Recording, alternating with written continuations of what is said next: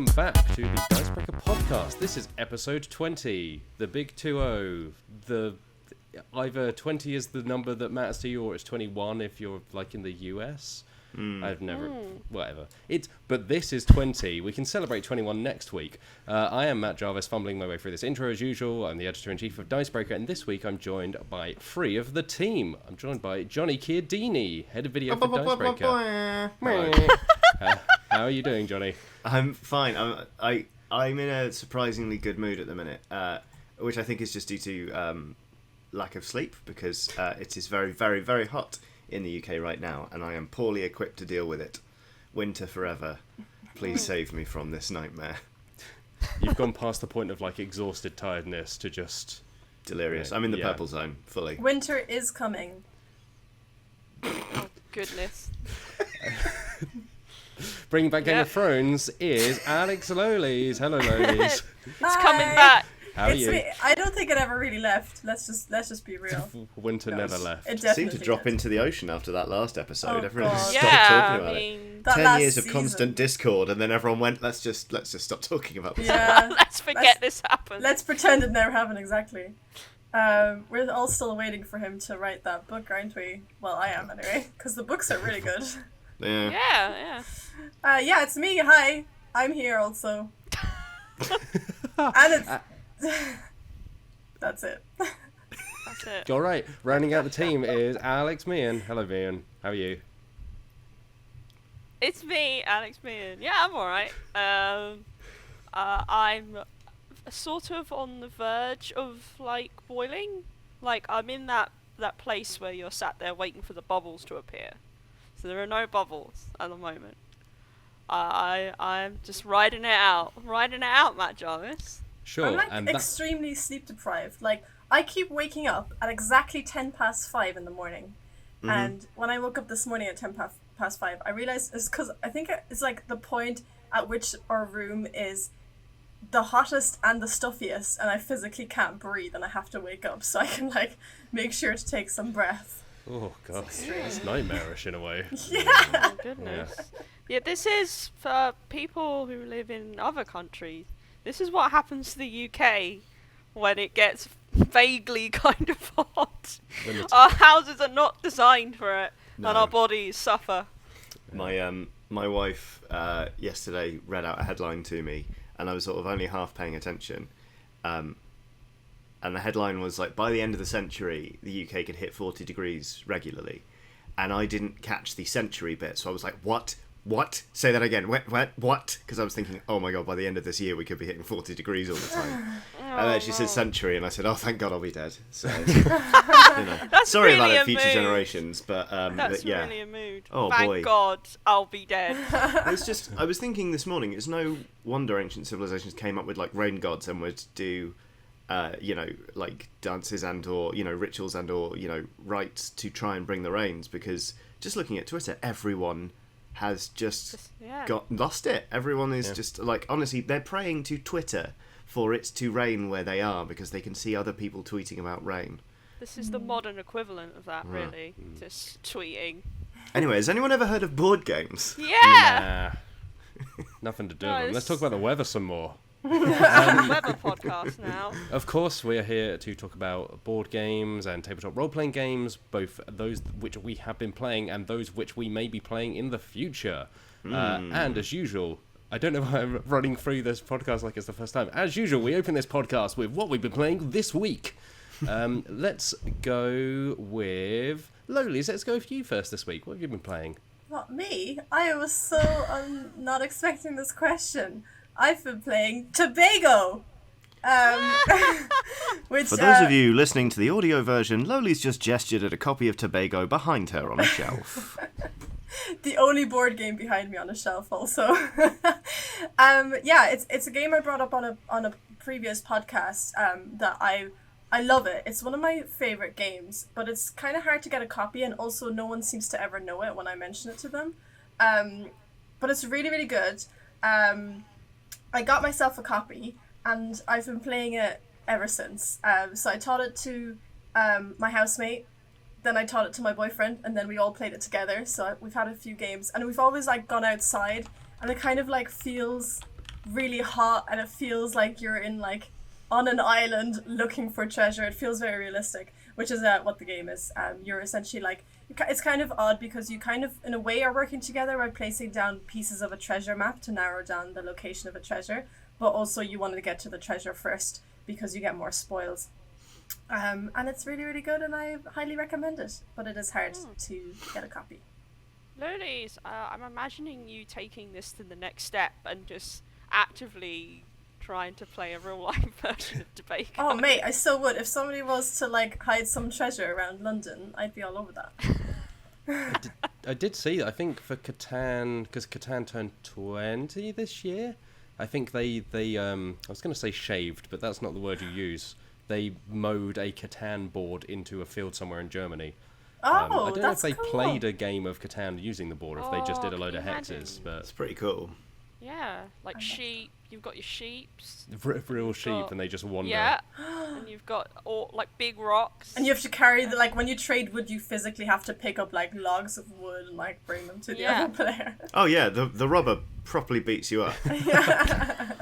It's taxing, but it really Yeah. puts an interesting spin on things. Sign me up. Also, I played a game of Camel Up, which Yes. actually, Yes. which We was did. with all of you guys. Yeah, Which was fun. Camel Up. Camel Up. It That was pretty good fun. It's been a while. Yeah, it was good fun. Yeah, I hadn't played in a very long time, and I'd sort of had forgotten much of the rules, and was also quite full of whiskey. Yes. So the first 3 turns, I was like, I'm just gonna do this thing. If I do this thing on my turn end, great. And then I remembered how to play and got really into it. So Yeah, I it is still good. appreciated Lolies, you being there to try and keep us on track, because this was at the end of like a few hours of having a few drinks together, and which I think Camel Up is like best at those kind of times, because it's quite a fun, like it's simple, It's a bit but it's like, silly. oh, you're just watching things go around a track and stack on each Yeah, other. it was like And you were herding there to nudge cats. I'm us not gonna along. lie. Yeah, Yeah, pretty much. Online boozy socials. It turns out they're the feature. Yeah. I started out really well, and then I just don't know what happened. I think I sort of fell off what was going on, and then I started like throwing my life savings on those camels, and Oh, there were some big old bets going on, to be sure. I'm ruined afterwards. But yeah. There you go. Mm. Okay, I think if that's everything you've been playing, Lolies, That's all, yeah. let's... you know what? I'll go second, because mine's do it. very boring. So we'll get me out of the Oh, way, because I've no. been playing almost nothing, other than Camel Up, which we all played together. I've only really been planning to play games, so I've been trying to plan to return to my Trail of Cthulhu campaign with my RPG group. I've also been reading the rulebook for Lancer, which is the mech RPG, but I haven't gone any further with that yet. I've just gone through it and gone, wow, these mechs look cool, we should play this. I'm very excited to try that. And thanks to Michael Whelan of Dicebreaker team, I've been looking into buying a box of Infinity models, Oh my God, because he's doing it. because we'll get into this in news, but a 4th edition has just been announced of Infinity. And then I started looking at Infinity again and going, hey, you know what, these models look really good. And actually, the lore of this world is really, like, good. Compared to the kind of, like, the 40k stuff where you have to kind of sidestep slightly grimier aspects of the universe. The Infinity stuff just looks great, and it's low model count, which is always appealing. And there's a new edition on the way. So of course, naturally, I went from that to I'm going to buy £100 worth of Infinity models and 3D terrain. Whoa! Good on you, Matt. Or at least I would have if it hadn't sold out in the time between me going, should I do this, and me actually hitting the button. Wow. But it's probably there in my future. But I'm excited to get stuck into Infinity, because the more I read it, I spent most evenings this week looking at the lore of Infinity and going like, which sectoral army should I be? Going like, well, JSA seems really appealing because I like the mechs, but then Hak Islam has like some really interesting like lore. There's the combined army, and that they seem to play quite well. And then like Yujing, like apparently on the gameplay side, they're the most adaptable. So I'm just really going through in granular detail, going through all the wikis and trying to balance out how I play versus the background stuff, which is the most I've been invested in a miniatures game in a few years, probably, to this level of like research behind it. But all of this is to say, I've actually been playing very little. So let's move on to you, Johnny, because I believe you have actually been playing something. So much. There's the usual tabletop RPG stuff. I've been doing Deadlands. I played a game of D&D because Luke Westaway took over the Oxventure for a session and ran it, which was lovely. Also, I believe it might already be out by the time this podcast goes live. I played Lasers and Feelings with them as part of the Metaverse, which is a Read Pop initiative of lots of different things kind of going on. So it's basically Oxventure in space, and it will be streamed out live. We pre-recorded it just in case, but it's going to be streamed out live, and it's a lot of fun. Lasers and Feelings is such a good game to run. Like, it's such a John Harper game. But more excitingly, my local Warhammer club has reopened. So I played a game of Age of Sigmar Warcry. I lost by a nose hair. I'm kind of really annoyed with myself. If I had activated one model instead of another one on the final turn, I would have won. As it was, my friend was able to activate a model and tie mine up in combat, so I couldn't make it to the objective and win. But last night, we didn't bother playing Warcry. We played Spirit Island, and we played some of the crew. So that was great. It was just lovely to be back around the table, just like silently winning tricks with people. And we nearly played Rallyman GT. I finally opened up the copy I bought after we streamed it on Tabletop Simulator, and I punched out all the things, and I organised all of the bits into the bags, so you just take a coloured bag and you got everything you need to start playing, and then we didn't have time to play. But yeah, it was bloody lovely. And Spirit Island is a cracker, it turns out. Yeah, that's what I've wanted to try for a while. It is lovely. I mean, like, my friend was like, well, there's quite a lot to take in, but it's a cooperative deck builder, and my other friend and I were like, yes, we're doing it. We want this. Because it's... what it is, I mean, basically it's the anti-Catan. You are playing as spirits on sort of an island, and there are these invaders who are coming to build and explore and ravage, which is to say they're sort of taking out the indigenous population, they're building towns and cities, and they're moving troops out through the land. And each turn you get stronger as the game goes on, and you manifest powers to kind of push back the onslaught. So... It starts out and you're really on the back foot, but then eventually there's a turning point where you've acquired lots of new cards and you've got a little engine going, and you really start hammering back. And we won, which felt really, really good. But it is a game that is basically it's like table captain proof. It feels like, because everyone's got their own hand of cards. They choose what to play and they choose what they're going to spend their energy on each turn. So it's. Even though it's cooperative, no one's like, well, if you do this and blah, blah, blah. Instead, it was like, I can do this. Where would be most helpful? Or is there any way I can push this towards you? And you can deal with it. And it's a heckin' delight. I really want to play it again, especially now I've sort of got to grips with it. So, yeah, can thoroughly, thoroughly recommend.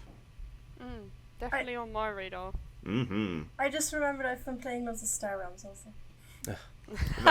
That's sort of just, that's a given. I, for one, am shocked. I've been playing with some of the inventors, though, and I've beat them. Just wanted to put that out there.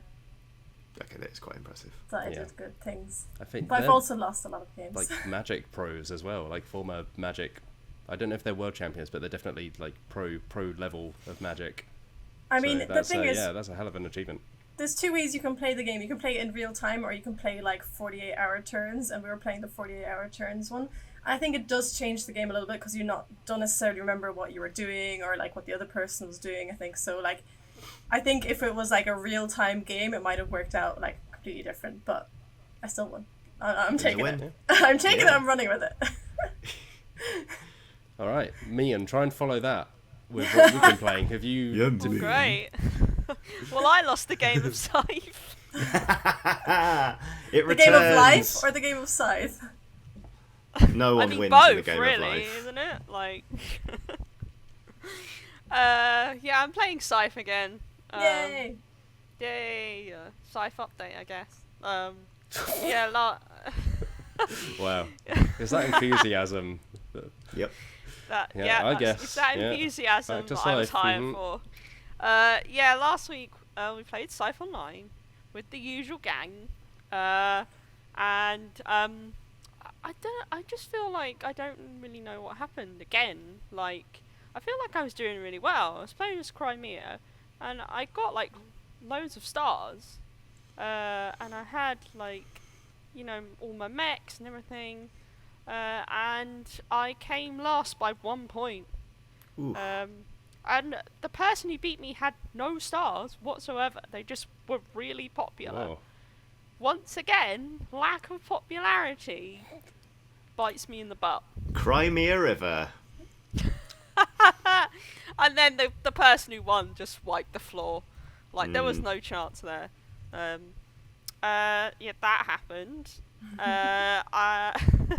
Like Loli said, we played Camel Up. And also, what did we play yesterday, Lolies? Oh, Jiangxi. Yeah, we played Jiangxi, Blood in the Banquet Hall, Which is very good. Which is a very good RPG. Still on. Well, it won't be on Kickstarter. No, by the time this goes out, the Kickstarter will have ended. This podcast goes out, but there will be late backers available, I believe. It was really unusual. It was like a mixture of a kind of board game with an RPG, because there was a full board that you could interact with and various cards and things like that. And you play as a Chinese immigrant family living in San Francisco during the 1920s. And you run a restaurant.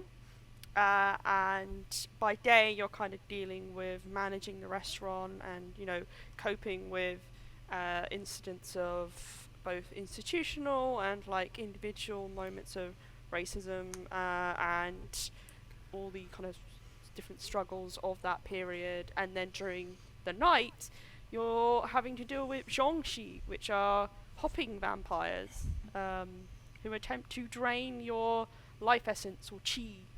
And you have to work together as like a family unit to try and cope with both of those things. And it was just really fun. It was run by Banana Chan, one of the writers, and Seng Fung Lim, one of the designers. I mean, they both co-designed it, but yeah, it was really interesting, and we had a lot of fun with it, didn't we, Lolies? Yes, yeah, we did. It was quite, I think, unusual for me at least to play an RPG where we're all part of the same family. There was a really interesting thing as well, because we were obviously like Chinese immigrants, and I was playing the grandmother, so I was second generation. And so my English wasn't very good. My speaking and understanding of it wasn't very good. And I couldn't write it at all. Whereas Alex Meehan was playing as my granddaughter, and was mostly like communicating in English, and her Cantonese wasn't very good. So there was like this interesting mechanic where if I said something to her, I would usually be speaking Cantonese, because that was what my character would do. But then like she'd have to roll to see if she kind of understood what I was saying to her. And then Wheels was playing my son, or also Meehan's dad, who was kind of like the bridge between us as well, and who could have like kind of bridged that communication. But that was a really interesting element of it, because I'd never really language. I mean, I haven't been like in RPGs that long, but language hasn't really come into RPGs like that for me before. And for someone who does come from another country and who had to learn English and all this, and like who has dealt with like communication issues like a long time ago, but like that was a really interesting element for it. And I really enjoyed that bit. Like, yeah, it was even like there was bits where that kind of added to how my character would react to certain situations.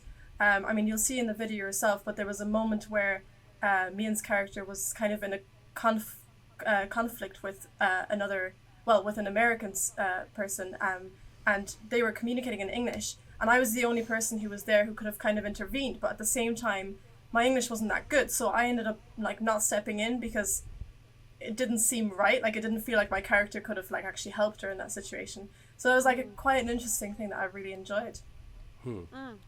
There are some like really interesting mechanics in play with that game, and there are like consequences to to negative things happening to you. Like, you have different I'm trying to remember what they were called. They were like abilities that you could use to help re-roll dice and add dice when you needed to. And like, if something negative happens to you, like it did to my character, they will get covered up by like those negative feelings, or that event that happened to you, and you have to work together to try and remove those and get that ability back again. And you had different jobs that you had to do in order to keep the restaurant running. If you didn't do the jobs, the restaurant sort of suffered for it. So yeah, it was really interesting. Sounds Yeah. great. Genuinely, everyone came off the game and sort of wandered into our Slack channel, and everyone was just buzzing about it. So I can't wait to watch the Let's Play back, but I'd love to give it a go as well. It just seems it seems really unique. Yeah, the language stuff is, because I think in games like D&D, there's the most obvious, but it's like you speak a language or you don't, like you will have it as some kind of list. So it's really interesting to see a game, like a tangible gameplay element where it's like, oh, you understand some of this, or there's difficulty in communicating, rather than just like, oh, you know what they said, or you don't. Yeah, That's a because it was like really essentially like interesting 3 dots on your player board that told you how well you are in a certain language, like how well you spoke, how well you understood and stuff. So like, I only had 1 dot on like speaking and understanding English, for example, which meant like I had like broken English kind of. Whereas like if you had none, you obviously wouldn't understand it at all. If you had 3, you're almost like a professor in that language. So like that was I really enjoyed it. Yeah, I really am interested to try more RPGs that integrate like full on like board game kind of mechanics into them. I think it's something that you don't see enough of, and I would like to see more of that. Done well. Right. Excellent. Have you been playing anything else? No! All right. Let's move on, in that case, to news. Yay! Oh god. Well, I'm excited for news, even if I am too, actually. Let's roll into news, because again, it's been quite a busy week. I think despite everything, obviously the ongoing impact of the COVID-19 pandemic, like, hope everyone's staying safe out there, wearing masks, looking after each other. It's obviously impacted the board game industry as a whole, but there are actually quite a few announcements now coming out. So I think in some ways we're seeing it maybe ramp up to when things eventually return, or at least maybe things that were delayed because of the pandemic are now being able to find their way out there. But the big announcement, I suppose one of the big announcements this week, is a new Blood Bowl, which Johnny, for those on the podcast, Johnny's now throwing his hands in the air with the excitement of like he just don't care. Someone on a roller Reckless coaster. abandon. Like, I was going to say Ricky Martin, but it's not Ricky Martin. Who did Life is... It's Ronan Keating. I've been listening to Live in La Vida Loca quite a lot lately, for reasons I won't go into. Basically, we have a shared Spotify playlist while we're playing Final Fantasy, and there's Living La Vida Loca, and it comes up with alarming regularity. It's a great song. That's a classic. But it's Ronan Keating that Johnny reminded me of with his excitement for Blood Bowl's 2nd season edition. Yeah, and I think I can imagine Ronan Keating also being excited about for Blood Bowl, Bowl. yes. Oh, 100%. We So- play elves. This is a follow-up to Blood Bowl 2016 edition. So the 2nd season edition is a much less awkward name, which was a kind of a relaunch of Blood Bowl, the classic Warhammer fantasy sports game. For those who aren't familiar, it's basically American football put into the Warhammer universe. So you get to stomp on... Oh, wow. What edition is that, Johnny? I think it's either 1st or 2nd. Wow. For those of you listening to the audio-only version, I'm holding up, I think, possibly a 1st edition copy of Blood Bowl. Yeah. This thing, it's as old as me. That troll elf is incredibly jacked. I have to say. Yeah. Blood Bowl is a game full of jacked individuals. Oh, absolutely. Yeah, yeah. So yeah, it's like American football, but you can tackle people and injure them, and I think outright kill them at points if you are really nasty. It's basically a game of Warhammer, but on a pitch. So you're trying to score goals by getting the ball to the end, but the ball can also be like punted into people, and you can tackle them and stomp on them and try and cheat. I really love Blood Bowl. It's maybe my favourite Warhammer-related thing. I just think it is great fun. Sometimes a little long, but generally just it really gets a tone going for it, where it's just like, this is silly. And you get all the different teams. So yes, second season edition is a new version of the 2016 game, so it's not a massive overhaul in terms of rules, but it is introducing a new team, the Imperial Nobility, which is then split into a number of different factions, including the Bogenhafen Barons, who have Griff Overwald, who is a well-known name from Blood Bowl lore, because you have star players and you can play in leagues if you're really into it. But yes, so that's essentially it. There's some rules updates, there's some various other bits, there's some new models. I believe they said it's out later this year, but they haven't said how much it's going to cost or when it might be out. But it looks pretty good if you're looking to get into Blood Bowl. The models are amazing, and yes, I'm very, very excited. I do like the idea of, Warhammer, the kind of universe where people are going full on, fights and epic finales, and they're just like, you know what, let's settle this on the field. Yeah, let's play some American football.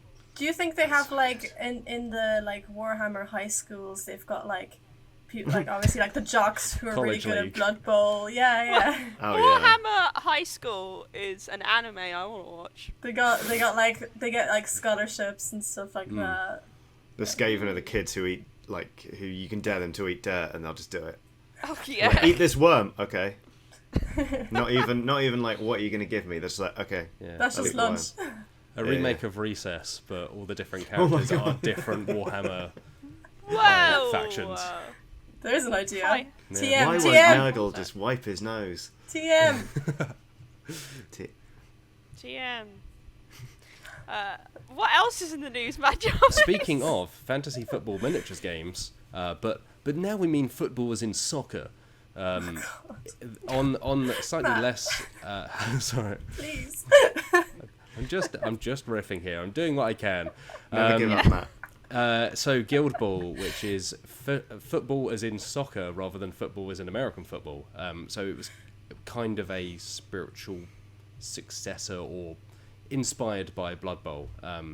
It is coming to an end. So whereas Blood Bowl is coming back, Guild Ball is ending in September, on September the 1st specifically. So Guild Ball was the first game from Steamforged, which some folks might know from making a lot of video game board games like Dark Souls and Resident Evil 2 and Horizon Zero Dawn and more. Matt, can you say the two name of the games again?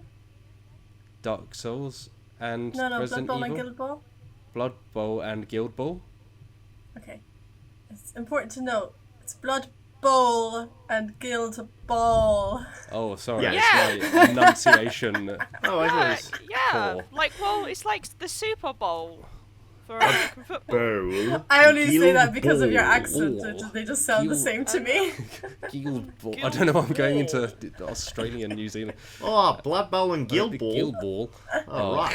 There's not do this there's again. no Australian football miniatures game, as far as I know. That's a shame. Money on the table, literally. TM. In the market. TM. Everyone. Yeah, TM. Games Workshop owns this podcast now because we've uttered the word Warhammer. Sorry, everyone. Anyway, Guild Well, I Ball... guess we're being sent off into the intergalactic trenches, everyone. I hope you're. Anyway, do you remember when I mentioned that Guild Ball was ending? Yeah. So Guild Ball, like I say, or as I was saying anyway, was the first game from Steamforged, launched back in 2015 kind of time. It's had 5 seasons. I think they're currently on their 5th, and they've basically said when this season ends, that's it. They've said that part of that is down to the impact of the pandemic, particularly on the organised play and tournament scene. They've also just kind of said the gameplay, in some ways, they can't take it any further, which I think is kind of fair enough. They've said, I think the tournament scene influenced it in a way they weren't planning for, in that it became really hard for newcomers to get into the game. And so they kind of describe the community as a whole as dwindling, I guess, as folks moved on, but new folks couldn't come in and pick it up too easily. Which is a shame, because I really liked Guild Ball's aesthetic. It kind of went for a steampunk. All the factions, compared to orcs or skaven or goblins, were kind of like butchers and fishers and blacksmiths. Brewers. Yeah. And you had literal mascots who played an important part of the game, in that you could take them out to score additional points for your team, and you would get points for taking out other members of the team as well, other rival players. Oh gosh, I love the idea of you sending out your mascot into the crowd and being like, "Come on, like hype him up," and then that mascot just getting like inevitably tripped up by someone and just like falling down the stairs, or like getting beer thrown at them. Yeah. Well, I think in Guild Ball it's not as violent as Blood Bowl, but it definitely has that edge of, this is a war game made into football. Oh yeah, so like, they're properly going at each other. The model, I've got a team. It's a drop of old Jakes, which are part of the Brewers Guild, and one of the characters just straight up has half a broken bottle in his hand.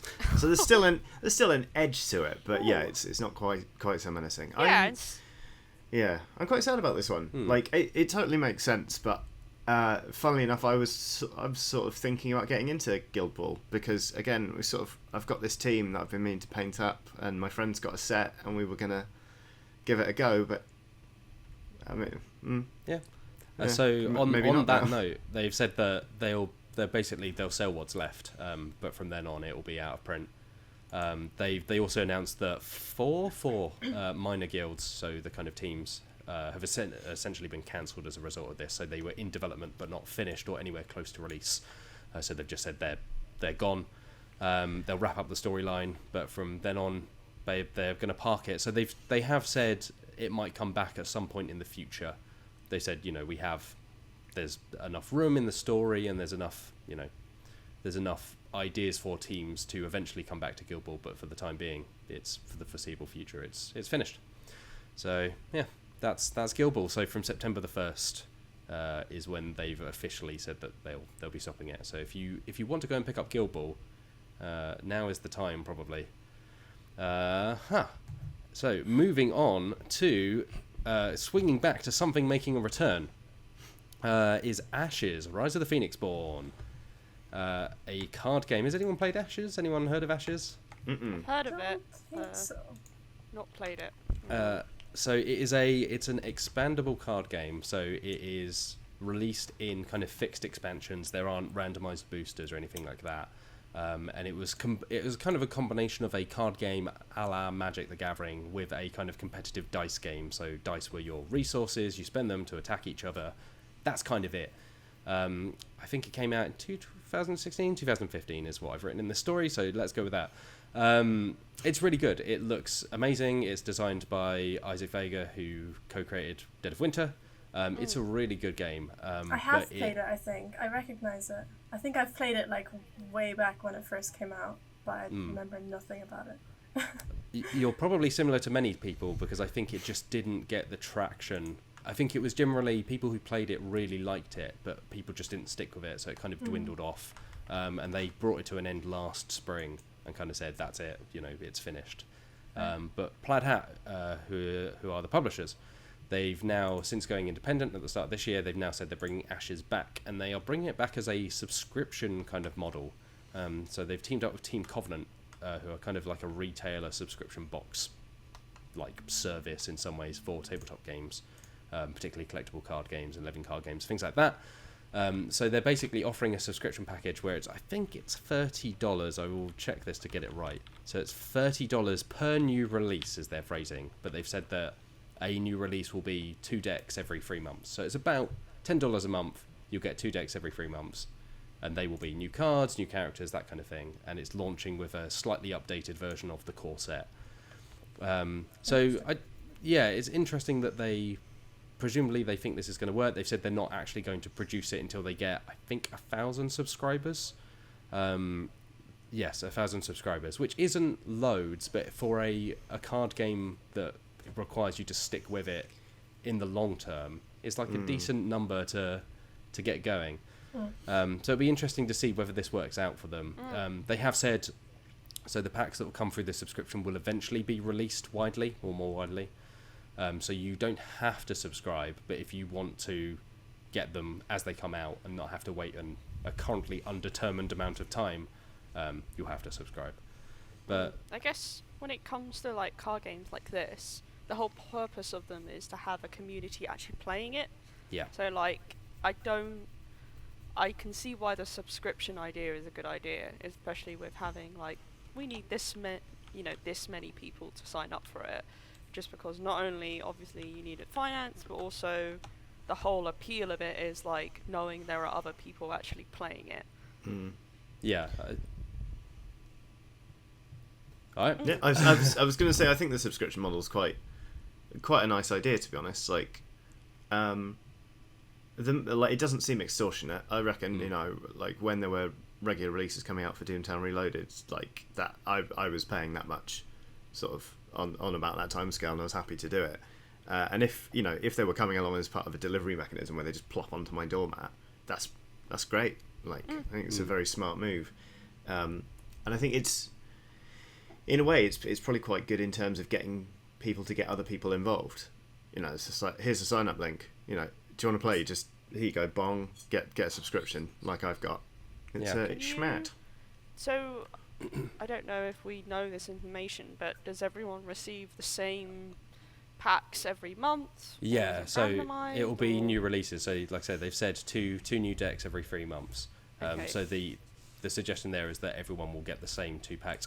I think doing 2 packs at a time is also pretty smart, because that means that you could probably subscribe as 2 people, like split the cost between you, and then you've got a character deck each every 3 months. So it's $15 a person, so $5 a month it works out at, which I think is, if you get into it, is pretty reasonable. That's the same as a Magic booster, and it's and Ashes is a really good game. I think it's kind of a shame it died out. Like, all I played of it, I really enjoyed. But then it's that thing of, I didn't stick with it because I wasn't looking to get into a card game that I needed to buy regular expansions for, which is always the kind of living card game, expandable card game thing. But I think if there was an easy subscription and I could be like, oh, every 3 months I'll go back to this with a friend and we'll get, $15 each worth of playtime out of it, and then wait another few months for the next thing to arrive. That's probably quite a nice, like you say, just a nice way of being encouraged to go back to it every now and then. So I'll play it for you, Matt. well, unfortunately, this I should clarify, this subscription has so far only been announced for the US and Canada. But I would hope that if it's successful enough, they have said that the packs will be released internationally, but the subscription itself is only US and Canada for the moment. But you would hope they will eventually expand that if it does well enough. But we shall see. We'll sneak over to America Yeah. on a mission to try and acquire Ashes cards. That's a very, very expensive subscription model when you factor in flights.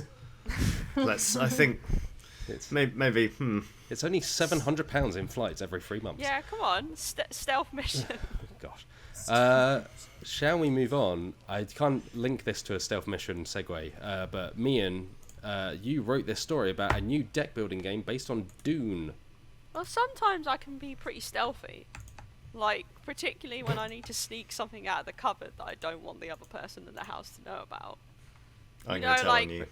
Yeah. You know, like, when you were a kid and you were like, oh, I know there's biscuits in the cupboard, but your mum said you weren't allowed any. Wait, how are we I getting to really Dune like from Dune. this? I think Dune's great. I read Dune a lot, and I don't know, biscuits. Sometimes cinnamon, spice. The spice must flow. Nice, yeah. Dune. Yeah, Dune Imperium is a new deck building game coming from the makers of Clank, which I really like.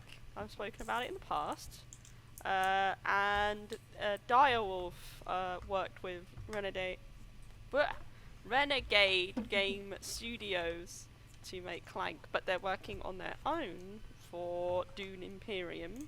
A teaser trailer was released, and we don't know a huge amount about the game other than it's a deck builder. It's set in the Dune universe. It's based on the upcoming film that's apparently still coming out this year. They haven't said anything new about it. Starring Timothy Chalamet? Is that Chalamet. his name? Timothy That's Chalamet. the yeah. one. That's the one. Yeah.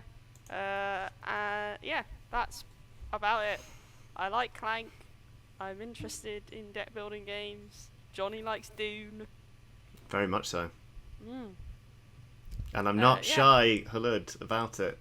Nice. Thank you. I've not read Dune, but I like the board game very much, and that David Lynch film had some interesting ideas and was bad. Oh yeah, especially seeing Sting in a loincloth Yeah. / posing pouch. I like that, but unfortunately the deck building game will not be based on that film, as far as I know. No. So, also I got to find out about human sandworm hybrids. So I'm winning. There you go. All right. This one you also wrote me in, a clever hock dry. Yeah. Yeah, we're probably butchering the pronunciation of that. Yeah, I can see Lolies Lolies nodding. nodding. Lolies Sorry, quietly Lolies. nodding. Go on, The can you give whole it to of us, Germany. Lolies? Clever hoch 3. There There we you go. go. Whenever I need it said, I'll just ask Lolies. Yeah. I'll ping her in. We should just make an audio button so you can just press Like a the button and soundboard. it'll just be Yeah. music. Yeah. Oh, I'd love a soundboard. Do not give me a soundboard. I will have so much power, and I will abuse it.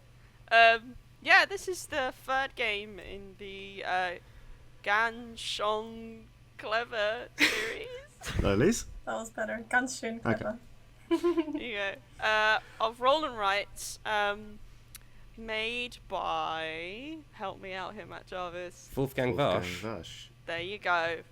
Who also made Quacks of Quedlinburg, Loli's favourite game ever. No, it's Um, only number 3 on my list. Thank you very much. Oh wow, sorry. I assume Take Star that. Realms is there somewhere. Star Realms is number 1, yes. Okay. Correct. Now we'll just have to guess the second one. Oh yeah, no, okay, let's get started. Like, we can't leave this hanging. Oh, Tobago isn't number 2? No, it's up there, but it's not in my top 3. Oh no, this has thrown the net completely open. Oh gosh. I do talk about it a lot. Well, Does talk about it a lot. Okay. no, probably not as much as I talk about Probably it. not. This podcast suddenly became 4 hours long. I'm looking at it right Yeah. now. You're looking at it right now, so she owns it. Secret Hitler? Yes. Ah. Oh, yeah, no, you have talked Very about it in good. the past. Okay, there you go. Anyway, but back to the game in question. The That's Pretty Clever series, as it's known in English, which Matt Jarvis is very disdainful of. I just don't think it's a great title. I think Gang No. Clever works fine.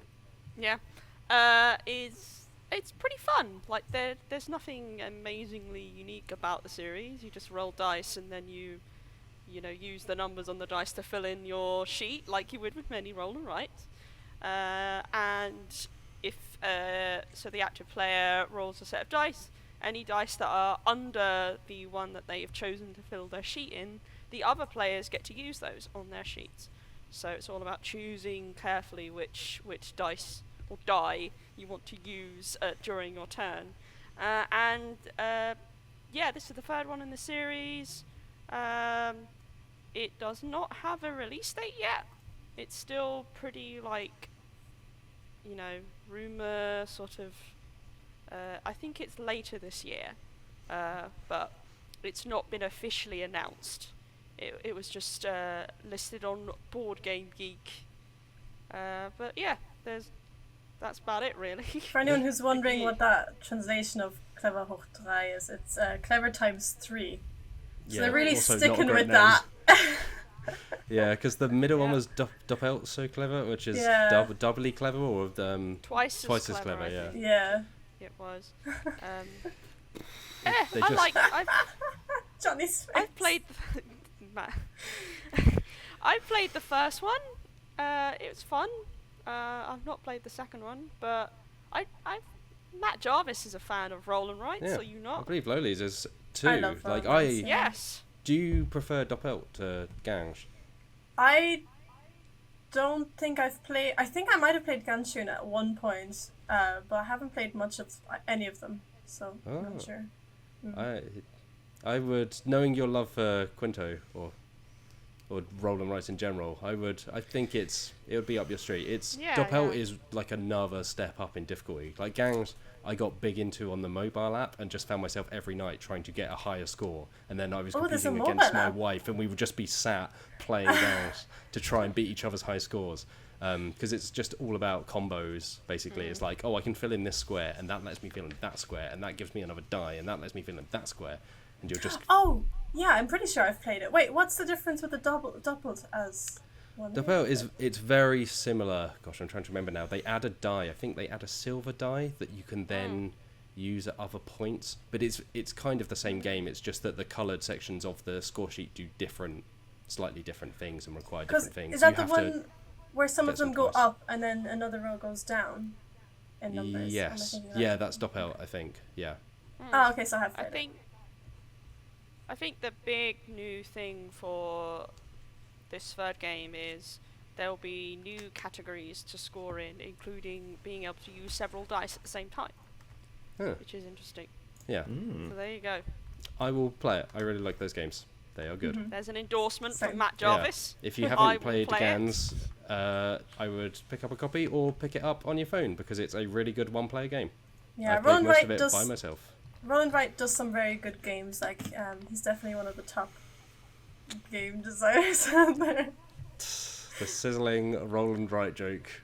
We actually had an email from someone who signed off as Roland Wright. I saw Which is that. very good. Amazing. I was very confused for a minute. I was like, did Lonely say the wrong thing? And then I realised, it's a joke. Wow. Brutal. Yeah, All right, but- let's move on to Infinity, which I mentioned earlier.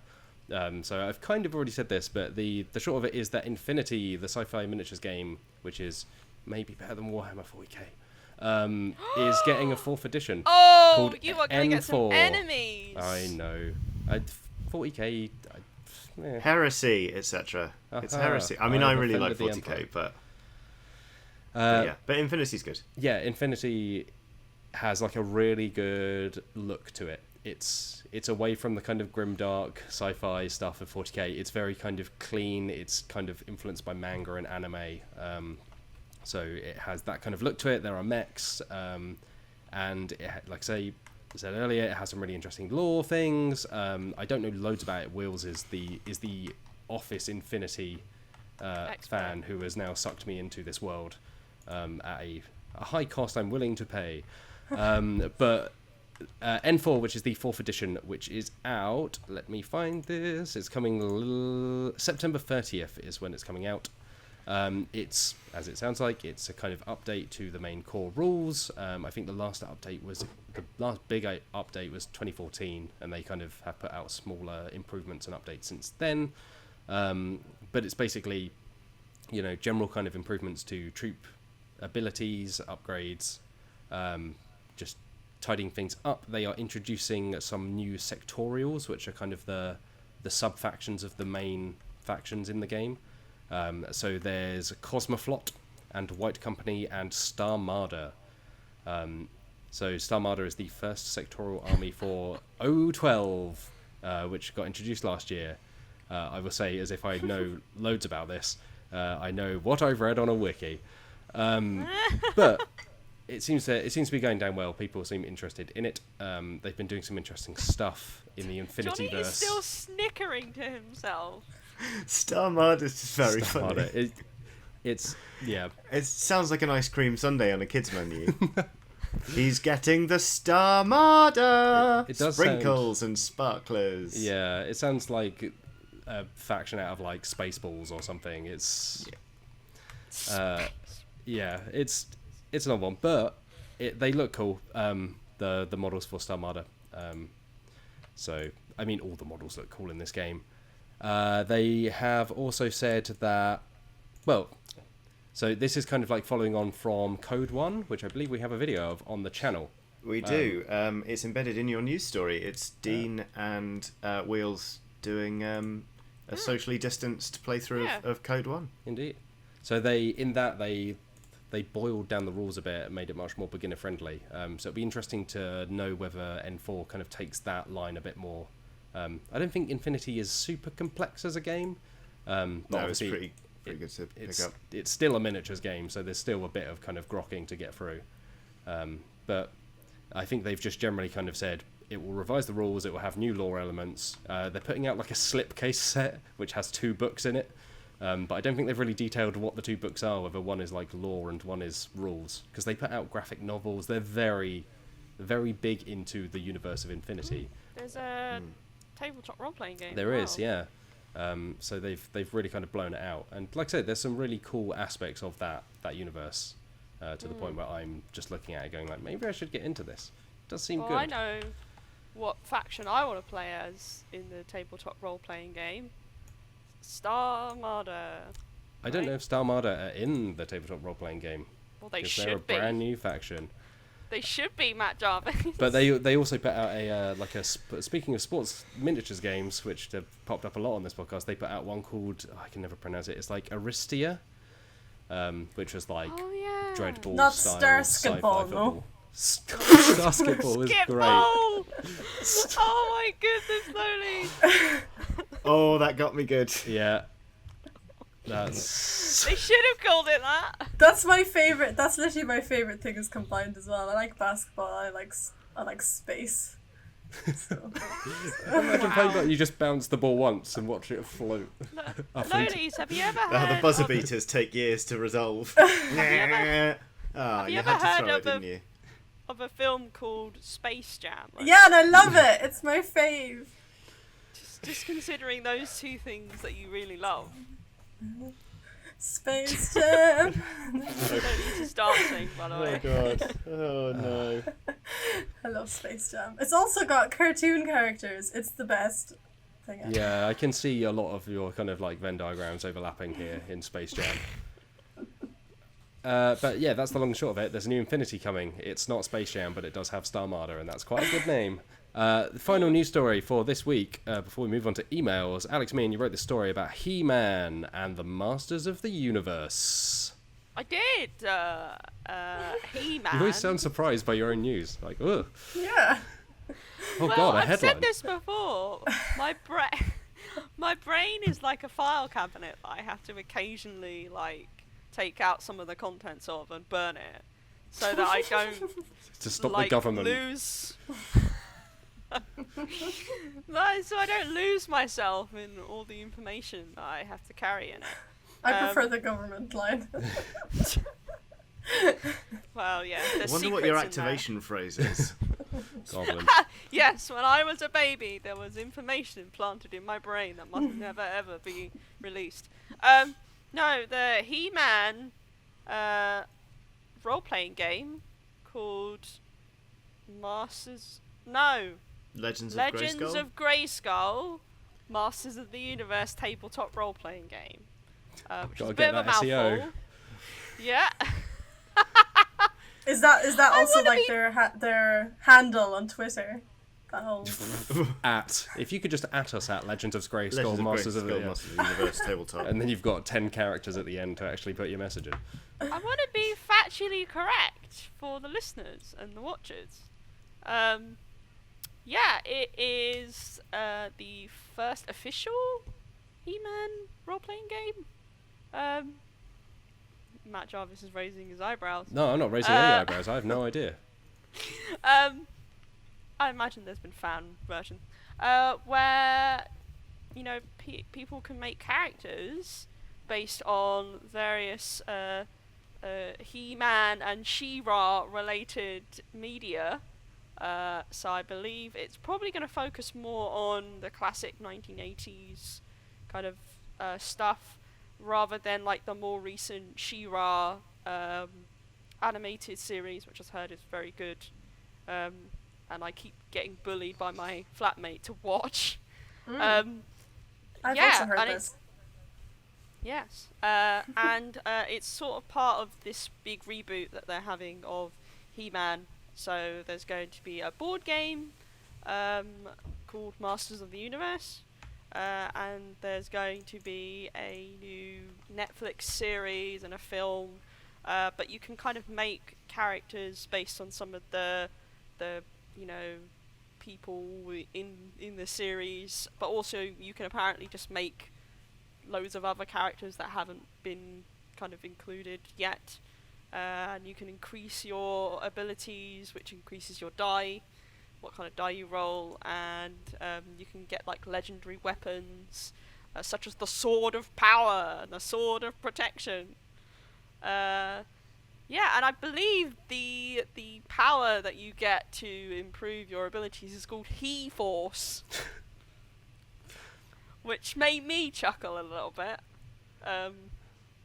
But yeah, that's all we know, and I believe the release date, which I don't know off the top of my head, is next year, sometime next year. So if you like He-Man, She-Ra, Man-at-Arms, Beast-Man, the Sorceress, etc., then you'll probably like it. Cool. And Skeletor, of course. Skeletor. Best, the character from those well-loved car adverts, whatever Skeletor hawks. Yeah. They did I remember that ad, and they did a slam Money dance Supermarket? Was it? Yes. Did one with Every- Don't give them free advertising. Every childhood character is now an advert somewhere playing off of nostalgia. A quick Google, by the way, says that there was a Masters of the Universe role-playing game released in 1985. It was rushed out to the printers half-finished to release it to market before the show was cancelled. Most of the rules were unclear or absent, but were supposed to be sent in an expanded edition later on. So it doesn't sound like it was particularly great. Okay. So this might be the first good. Yeah. Maybe pick that one up rather than chasing down a 1985 original. Yeah. Just as a hot tip. All right. I think that is it for news this week. So let's move on to emails. Email. Alex Lolies, would you like to read this one from Bram, please? I'd love to. Bram says, Dear Dicebreaker team, the weather outside is really great, so I'm at the beach or at a lake quite often. When I go there with Way my to rot in. girlfriend, we often end up playing Quirkle cards, since we're not really sure what other games are suitable for outdoor play. Do you have any tips, apart from Softs in the Loft, of course, or games that are perfect for a day at the beach? Good luck and keep up the good work, Bram Elevelt. Happy Salmon. Yes. Oh, Yeah. Happy Salmon. Laminated. But two Yes. players, that's not great though. 2 players, no, but what, you telling me that you can't take a copy of Happy Salmon to the beach and rustle up some more players? The whole beach should be clamouring to play. Yeah. Yeah, but social distancing, innit? Oh, yeah. Yeah, True. play at a distance. You could probably gesture at each other. I'm sure you can make it work. Yeah. Do your own But you're all Happy Salmon. touching the cards and stuff. Isn't that bad also? You're only touching your own cards. Wash them in the sea. Yeah, but somebody owns the game, right? Wash them in the You sea. can use hand sanitizer before and after the game. Obviously, yeah, stay safe, but in any other year than 2020, Happy Salmon would be Happy pretty Salmon. much Yes. on. Looking around.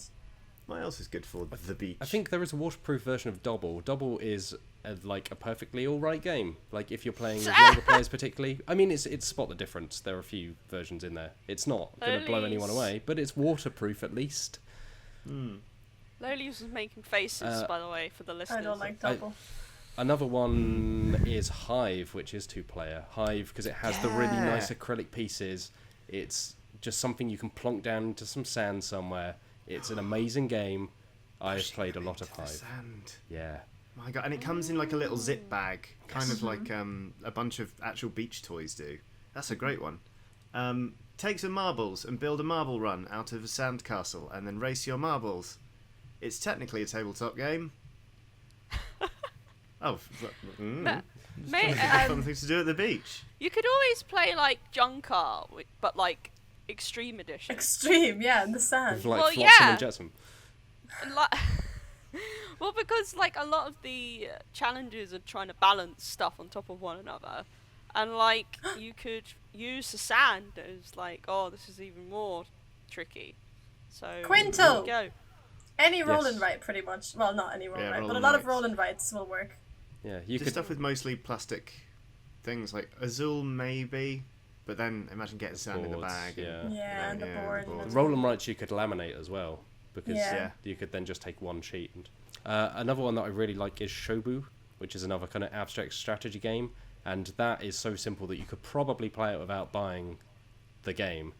but you should buy the game and support the people Obviously, that make it. yes. But once you have the game, you could probably just draw the lines in sand, and because the game itself is like 4 wooden boards that are just grids, a bit of rope and some stones, which are things you could presumably find on a beach if you tried hard enough. Oh, wow. It's a really, really amazing game as well. I think it's vastly overlooked. I think it's right up there with Hive in terms of just how interesting and kind of strategic and simple but deep. Easy to learn, hard to master. That old nonsense. But it's a really, really great game. I mean, if you had more players, Skull would be a great one. Like, they're fairly sturdy. The what would you call them? The coaster. Yeah, well, you can just use beer mats as well. Yeah. Or playing cards, yeah. Or and again, playing cards. supporting the creators is good. Yeah, I completely agree. And it's also it's a simple but deep game. Yes. My maths teacher once described me as simple but deep. Wow. No, it's not true. And like one of my favourite 2-player games is Fox in the Forest. I love Fox in the Forest so much. It's a trick-taking game that, it's just like Whisk basically, but it's really good, and me and my flatmate play it a lot. I think in fairness, like a set of like laminated or waterproof playing cards will see you right in most cases. Like, you should buy other games that are out there if they have specific rule sets, but set of playing cards, that's you sorted for the day. Sorted. All right. Shall we move on to this one from Iron? Johnny, would you like to read this one, please? Absolutely.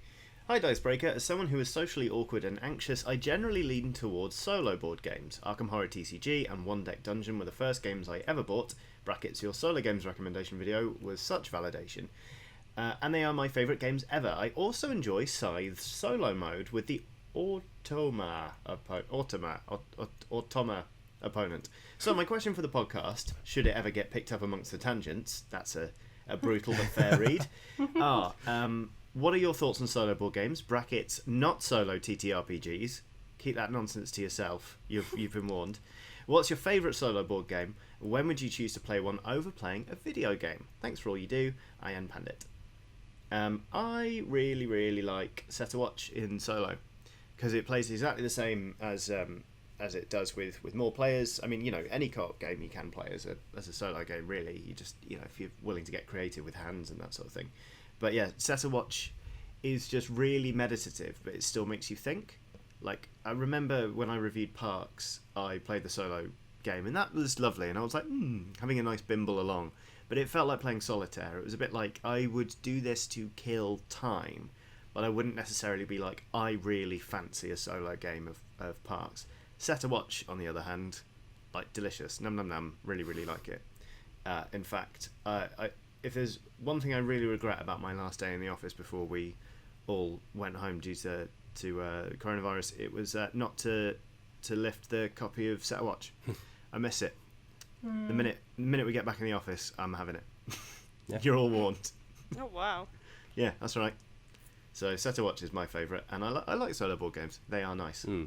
I will throw in the pile. Seventh Continent is a really great exploration game where you're just trying to survive on an island. It's basically like a point and click adventure, if you want to compare it to like video games.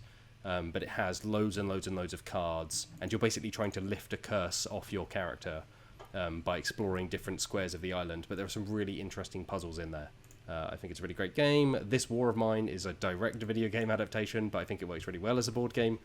If you haven't played the video game, like, the board game is fantastic. It works And better brutal. with one person than with more, because you just end up passing a book around. It is, thoroughly brutal, like, genuinely very kind of like emotionally kind of resonant. But I think in terms of, and like I was saying, like, roll and writes as kind of quick little snappy things, like Gans is incredible. There are a few other roll and writes that now my mind is going blank on. Railroad Ink. Yeah, Railroad Ink is amazing. I love Railroad Ink. And that is a game I've played a lot by myself on a train, coming back from Essen, in fact, where I picked it up. I just played it all the way back to England. That's the most Matt Jarvis thing I've ever heard. Yeah. Trains. Playing a train Bullet game on a games. train. Yeah. Well, Now all I we have a need brand is- to protect. Now all we need is Dragon Ball Z to be involved. There was no Dragon Ball Z in at the time, but I don't know. You were probably like thinking about it, right? Just a little bit. Oh yeah, I was trying to score over 9,000. Hey, There you there go. it is.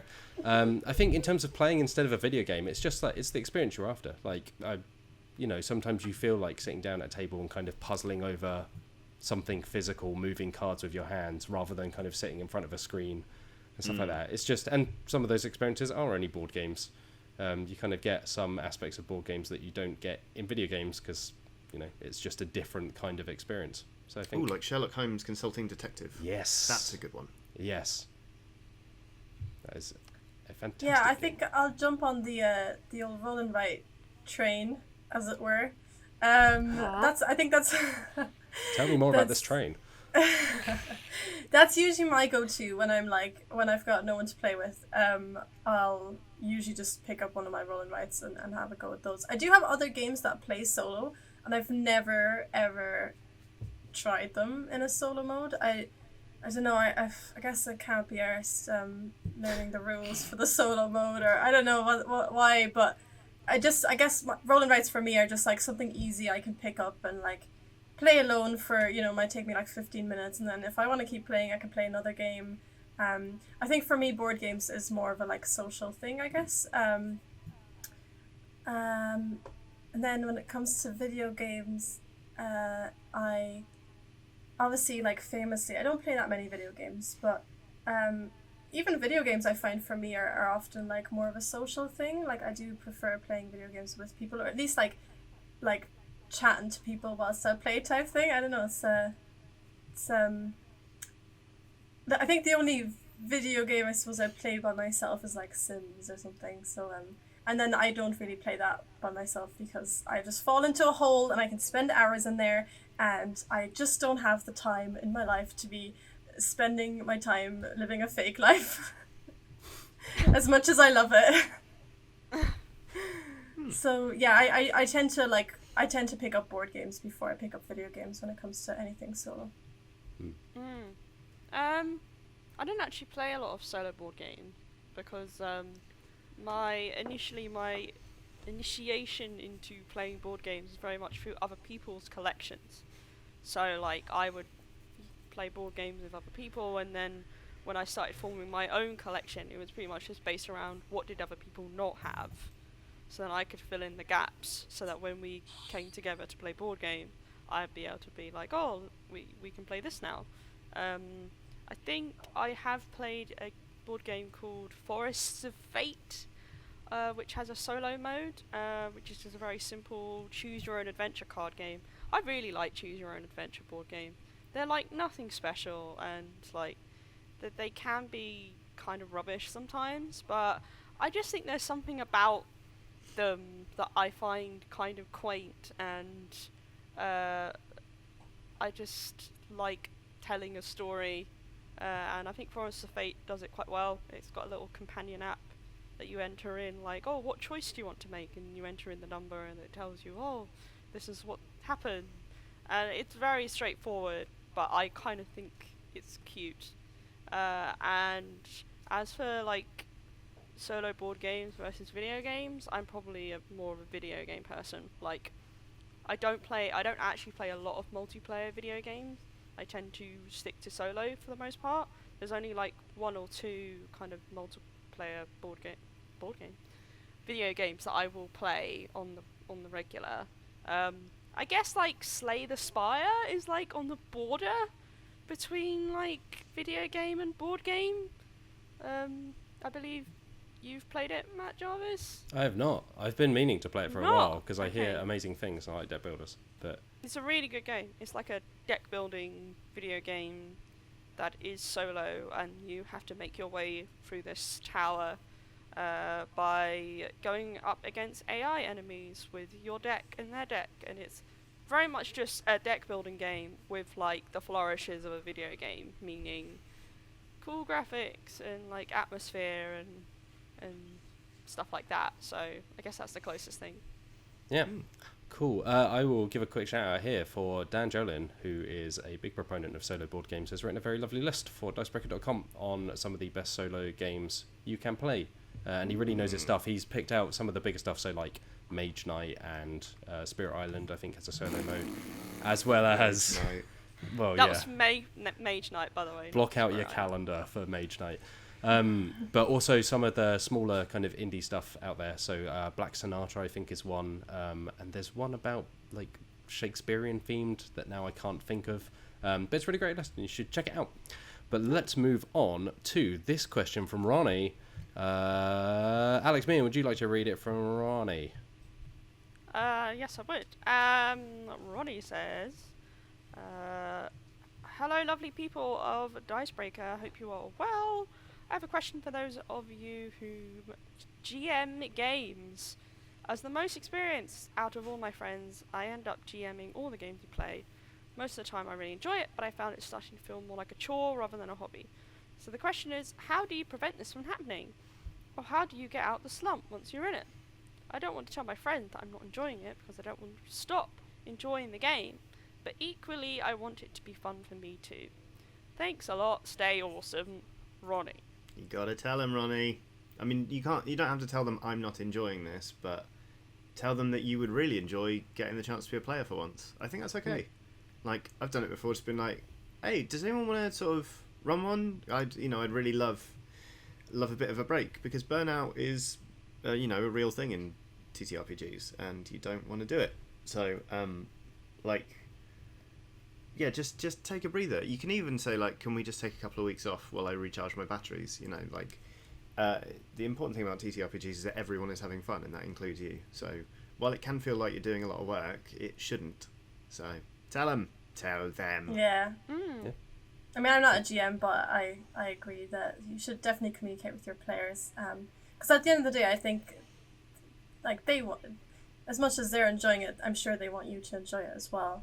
And at the end of the day, like, if you're burning out, it might end up showing in games, and it might end up, like, even not making it as enjoyable for them if they're starting to, like, censor themselves. So I think just communicate, and you never know, there might be somebody in the group who's like, actually, do you know what, I fancy taking over and doing some GMing myself. Yeah, agree. Can't add You could anything more. You can even give them a helping hand by being like, oh, why don't you try this game, and here are some tips and things. So yeah, if you help them along, it might, encourage them to give it a go. Yeah. Look after yourself and have fun is the main thing.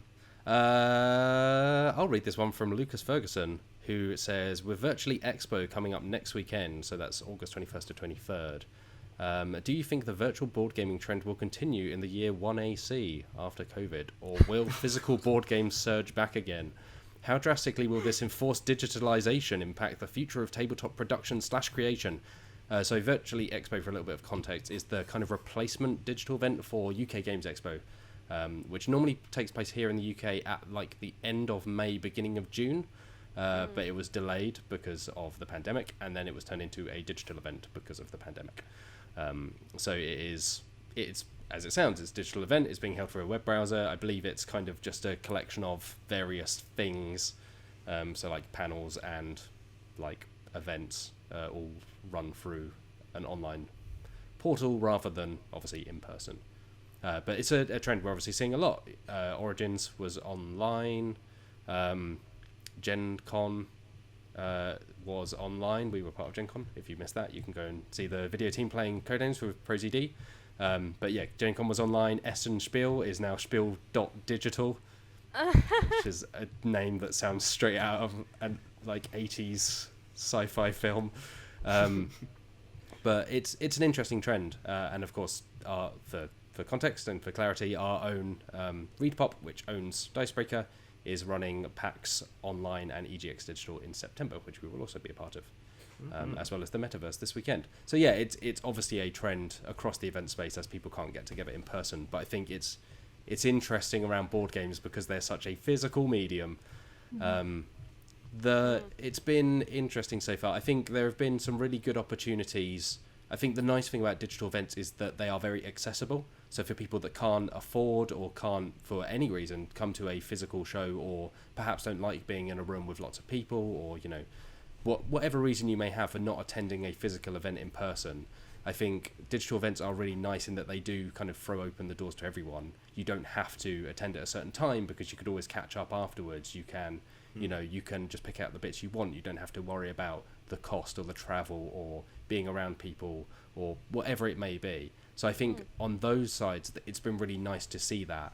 But I think there is definitely an element of just not playing board games in the same space as other people is very different, because for particularly for us in our jobs, a lot of how you discover things, because the board game industry is not great often at getting the word out about interesting games. So a lot of the ways you find interesting games are walking through a convention hall and going, oh, that seems really interesting, or seeing people shout. That's how I discovered Happy Salmon, was a load of people shouting at each other in at Essen, and was kind of drawn in by this big crowd of people was like slapping their wrists against each other and shouting. And Happy Salmon is an incredible game that I probably wouldn't have come across otherwise.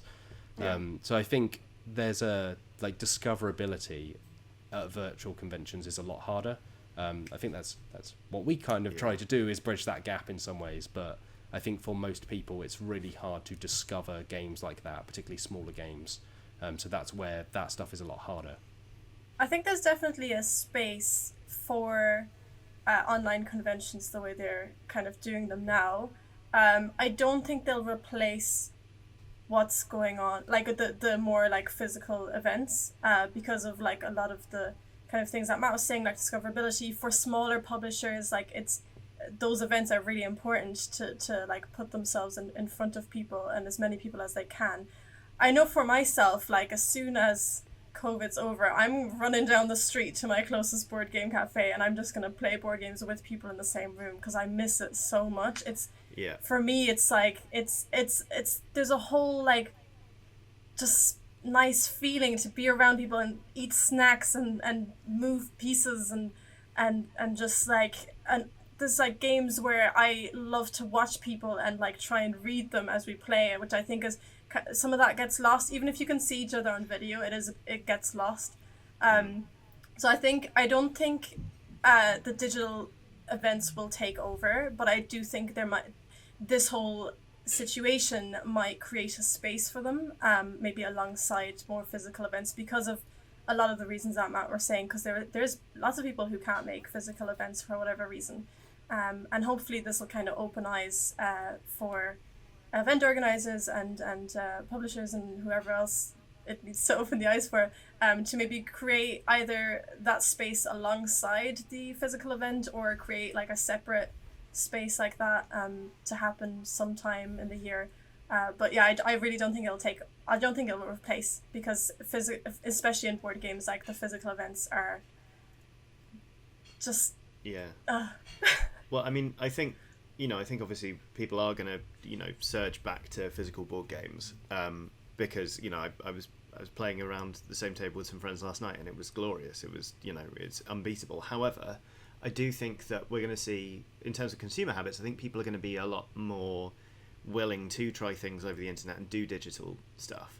Like, I think a lot of people have discovered Tabletop Simulator and other digital portals, and they found it's actually a really good way of just getting hands-on with games they might have backed. For example, you can play Oath from Leader Games on TTS, whereas the physical copies aren't going to ship until next year. So I think that's great, and I think people are just going to be more used to and willing to jump online to try a game, instead of everyone's done it with, you've bought a game and you're so excited to play it and then it's languishing on a box months later because you've not had the opportunity. You could be like, well, I've got it, but it's also on Tabletop Sim, so why don't we just play it so everyone knows? And then when we actually see each other in person, we'll be one step ahead. That sort of thing. Yeah, I pretty much echo what everyone else has said. I think I can see a future where there are digital versions alongside events. So you'll have the actual event, which is the big draw.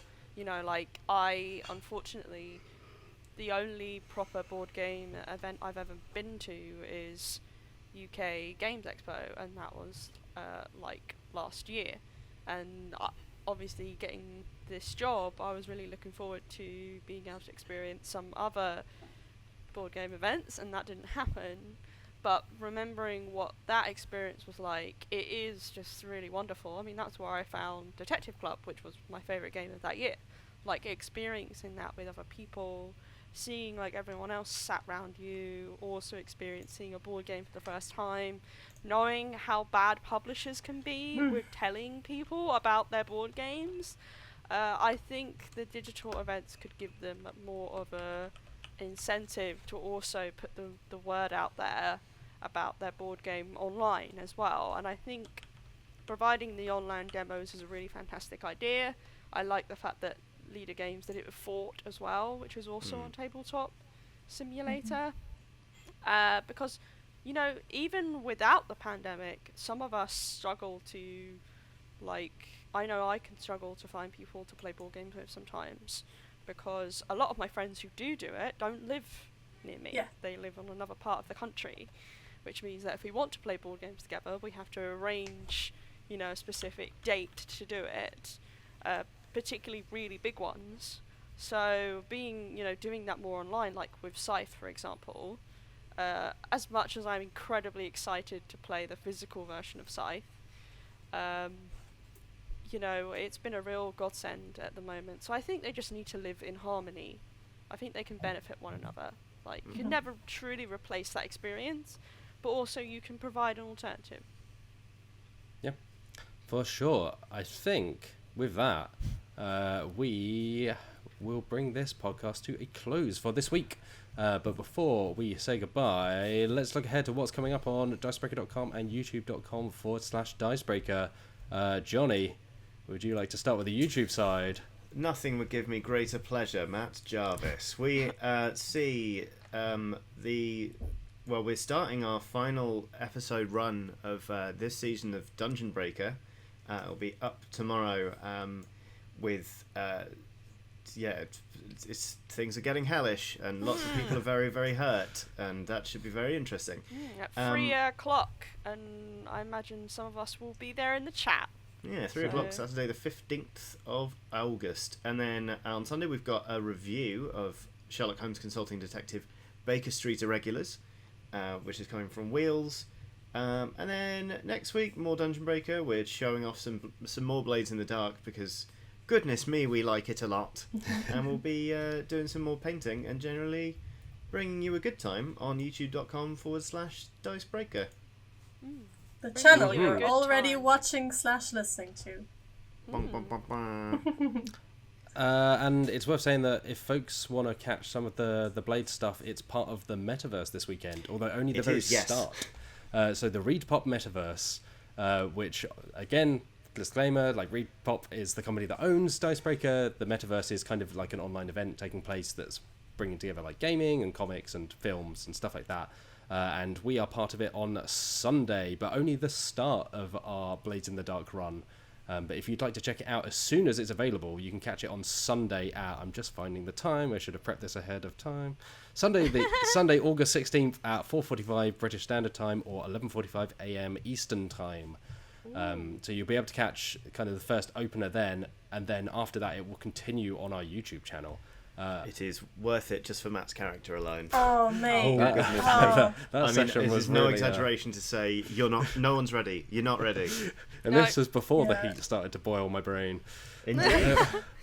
And Wills is GMing. So, yes, Wills is GMing. He's a you fantastic get GM. to see Johnny in the player chair.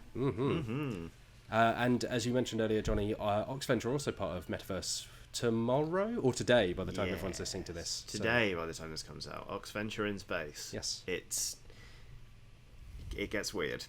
When does it not? So to yeah, be yeah. fair? True. Indeed, yeah. Sorry, yeah. Don't know why I even bothered mentioning.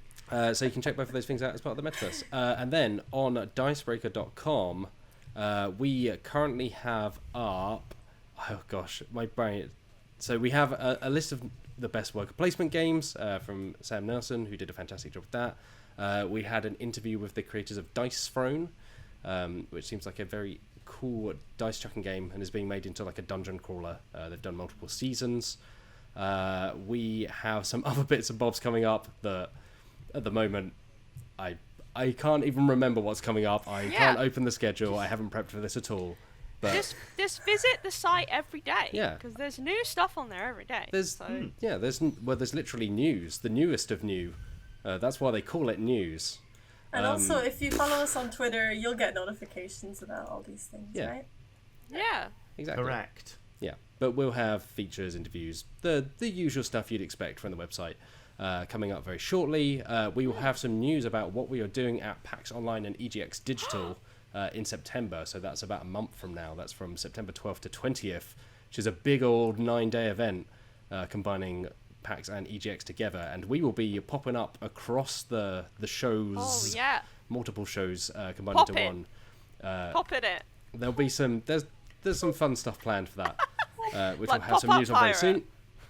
And if in the meantime you can obviously catch stuff on the YouTube, catch stuff on the website, and catch some new merchandise, the newest range of the summer range of Dicebreaker merchandise on dicebreaker.myshopify.com, including a mug and a water bottle. Which remember to drink water at the moment. Stay particularly if you're in hydrated. a hot place like the UK. Yes. A new shirt, a new hoodie, Lolies. all sorts. Lolies is miming how humans can drink. yeah. Just want to remind you all.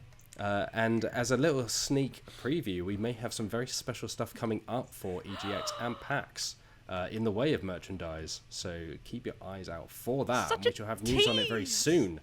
But that is in the future, as will be the next episode of the Dicebreaker podcast, which will return next Friday. Until then, thank you, Johnny Chiodini. You are more than welcome. Thank you, Alex Lolies. Thank you. Thank you, Alex Meehan. It's great. It's been wonderful. And I am me, Matt Jarvis.